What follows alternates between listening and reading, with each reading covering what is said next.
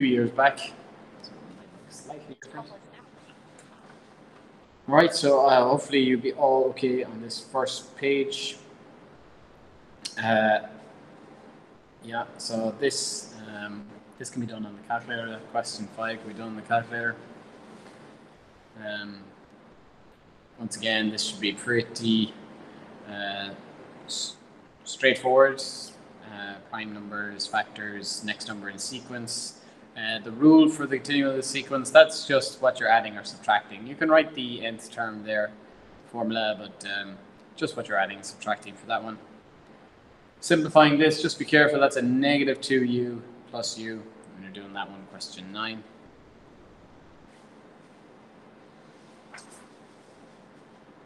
Question 10, you should be fine, and negative 7, take away another 2, you should be fine that as well. This is going to be using one of our trig ratios, question 11, so it's either sine, cosine, or tan, and because we are looking for the angle, you're going to have to use the inverse, so the minus 1 of one of those. You decide which ones, just label your size, which do you have. Product of prime factors, draw a prime factor tree here, and then write your product at the end of it. Question 13, I think you recognize as Pythagoras' theorem. I'm sure we're going to be able to do that.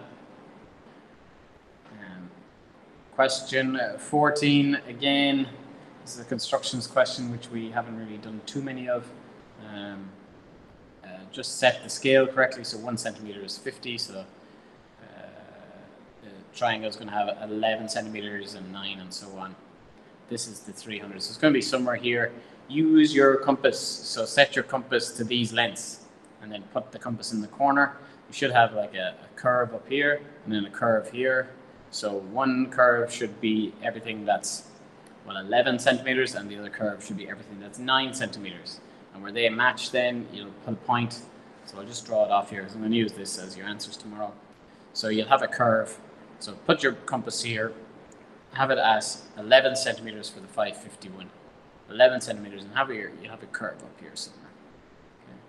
And then do the same here, but do it with 9 centimeters, and you'll have a shorter curve. And then, it's terrible, but you get the idea. Where they meet, you construct the triangle. So that's how we do that construction. All right. Question 15 then. So it's volume. That should be fairly straightforward.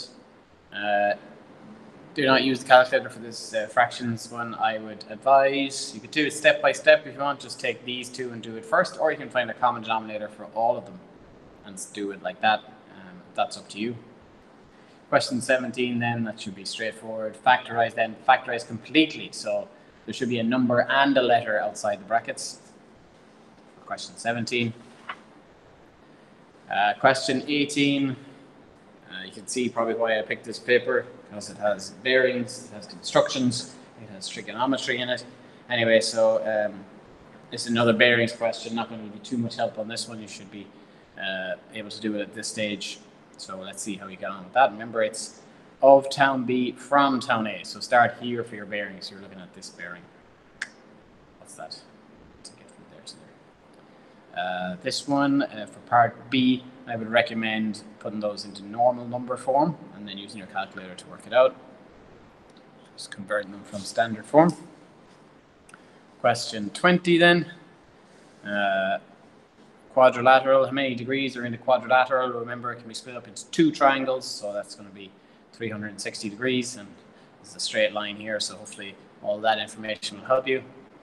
Sum of interior angles of a 25-sided polygon, so remember, 25-sided means that there's 23 triangles in it. Or perhaps you could use the exterior angle. Remember, 360 divided by something will help us get the exterior angle, and then you can work off that. No, that won't work here. Find the sum, so you have to add up all the interior angles. So do the 23 triangles method. So 23 triangles, think about that. Similar triangles, so you're talking about scale factor here. So I think it's getting, it's smaller this way and bigger that way, so you'd have to work the scale factor. You'd have to divide one, multiply the other. Make sure your answer makes sense here when you do question 21. Question 22 then, simultaneous equation. a nice tricky one here. So 4 marker means you're probably going to have to multiply both lines by something. So either get rid of the x's or the y's first. Question 23 then, and once again you can see why I picked this paper. Pie charts are favorite, so hopefully we can work out this one. Not too much help here, so you should be okay on this. Just working off the angle. Remember, there's 360 degrees in a full pie. And a frequency table. So it's got the, I think the only thing it's missing is compound interest. That might be a problem in paper 1. But I think we've got the hang of compound interest at this stage. Anyway, so frequency table. Remember that this number of children, 2, occurs 8 times. So remember, perhaps put in an extra line here when you're working out the mean. So 2 children occurs 8 times. So if you wanted to write it out, 2, 2, 2, 2, 2, for that you can. But I perhaps would do that times that table down here, the side. You can try and figure that out. Okay, so the idea is to get this entire paper finished for tomorrow. And I will go through the answers tomorrow. The only things, if you're not able to print it out, the only thing that might be a difficulty is that bearings question. Give it a go. Perhaps you won't be able to draw the bearing, but do give the construction of the triangle a go, because all you need to do is draw a line that's 9 centimeters or something. So just do give that one a go. If you have to draw too much, don't bother. Just do the mathematical side of it. Any questions on any of that?